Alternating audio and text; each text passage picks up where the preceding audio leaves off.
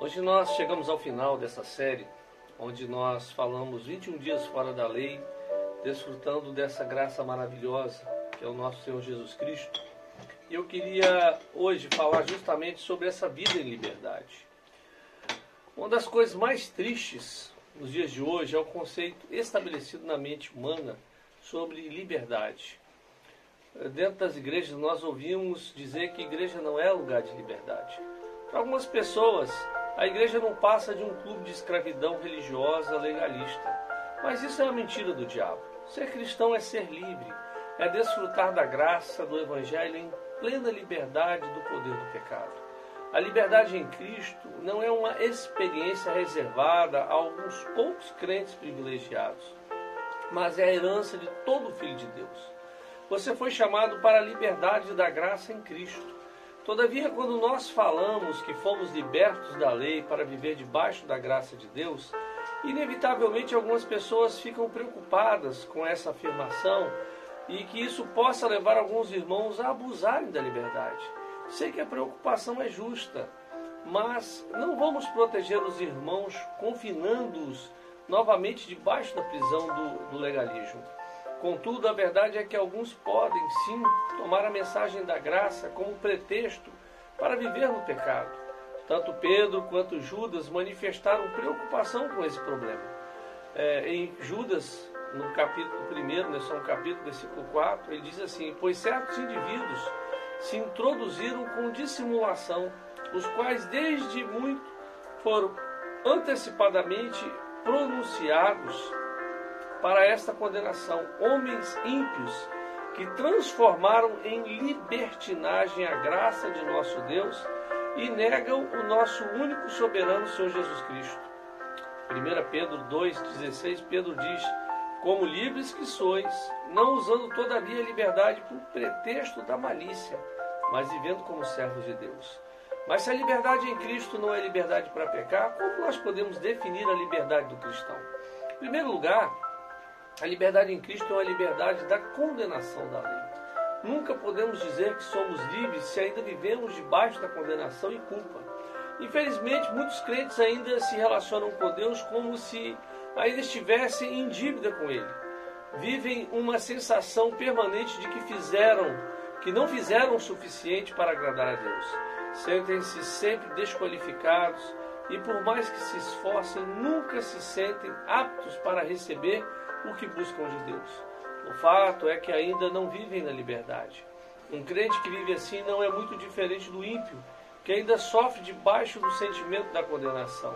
A liberdade em Cristo é também uma liberdade de toda condenação. Estamos debaixo do seu favor imerecido e nos relacionamos com Ele não pelo que somos ou fazemos, mas pelo que Cristo fez. O cristão é um homem livre.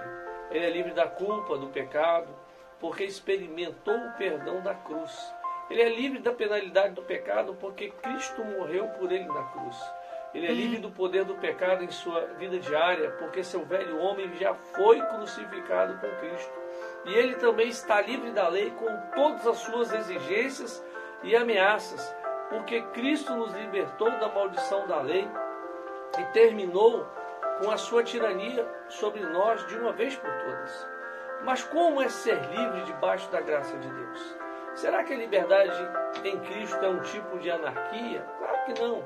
A libertação da terrível servidão de se ter que buscar merecimento do favor de Deus, cumprindo a lei, não significa que não preciso mais fazer a vontade de Deus.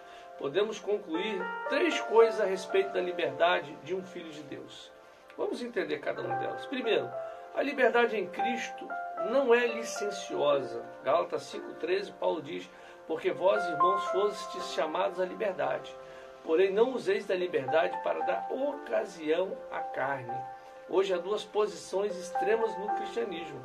Essas posições não são novas, elas já existiam desde os tempos apostólicos. Nenhuma delas é bíblica e ambas são devastadoras para a vida da igreja. Na extrema direita está o legalismo, enquanto a esquerda está licenciosamente trabalhando dessa forma. Tais pessoas abusam da graça quando usam dela para servir-se de seus desejos egoístas e pecaminosos. Paulo diz em Romanos 6,15: que diremos, pois? Permaneceremos no pecado para que seja a graça mais abundante? Queridos, infelizmente é possível que alguns transformem a graça em libertinagem. Isso apenas prova que tais pessoas nunca nasceram de novo e, portanto, nunca experimentaram realmente a graça de Deus. Há um tempo atrás eu li a respeito de um grupo de amigos que foram esquiar na Suíça. A notícia chocante relata que um terrível avalanche tinha vindo sobre esse grupo, matando 2 pessoas e deixando outras gravemente feridas. Parecia que aquele acidente tinha sido por acaso. Mas como aquilo aconteceu? Os sobreviventes relataram que o grupo tinha decidido esquiar nas encostas que tinham sido fechadas ao público. Os avisos de avalanche tinham sido afixados, mas eles decidiram ir além das cercas, pois, como um deles disse, era onde a diversão e a excitação realmente acontecia. Muito provavelmente eles encontraram um grande prazer indo além do que era sábio e prudente. Mas a avalanche cobrou seu preço entre aqueles que foram além das cercas. O resultado? Várias vidas destruídas. Queridos, é o que acontece. A liberdade em Cristo não é legalismo. O oposto de licenciosidade é o legalismo. Enquanto a licenciosidade é uma fé sem obras, o legalismo é a detestável mistura da fé com as obras. O legalismo é justamente a doença dos Gálatas. Eles equivocadamente pensavam que era necessário guardar a lei para serem aceitos por Deus. Conversando com uma irmã em nossa igreja, ela me confidenciou como a escravidão do legalismo pode ser angustiante. Em sua luta para perder peso, ela criou para si uma lei proibindo a si mesma de comer chocolate. Ela divulgou para todos os amigos e parentes que agora seguia essa lei.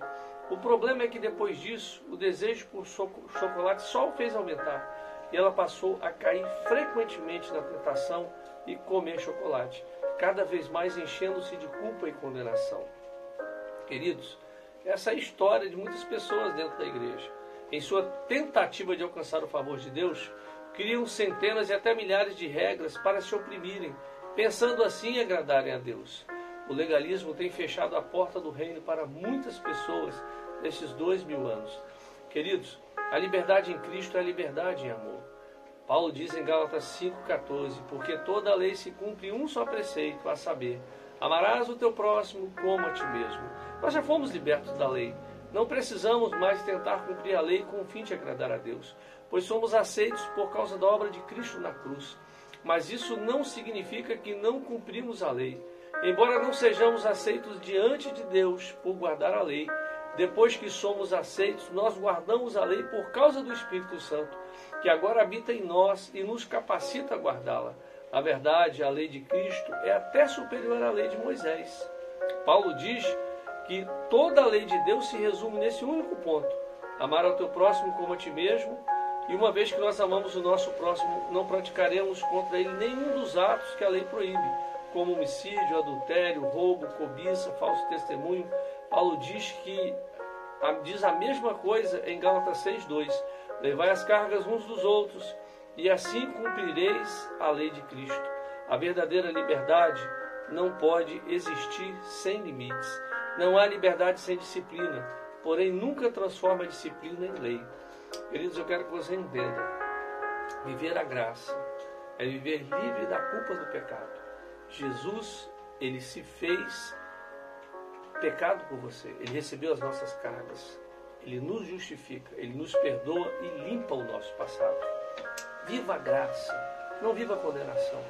Não importa o seu passado, Jesus, ele transforma o seu passado, ele projeta o seu futuro, um futuro glorioso. Vem conosco viver esse futuro glorioso. Hoje, quarta-feira, nós estaremos pregando uma mensagem poderosa lá na Batista de Getsemane. Nós falaremos da graça. Nós mostraremos que você é como Cristo. Que Deus te abençoe e até daqui a pouco lá na Igreja Batista Getsemane.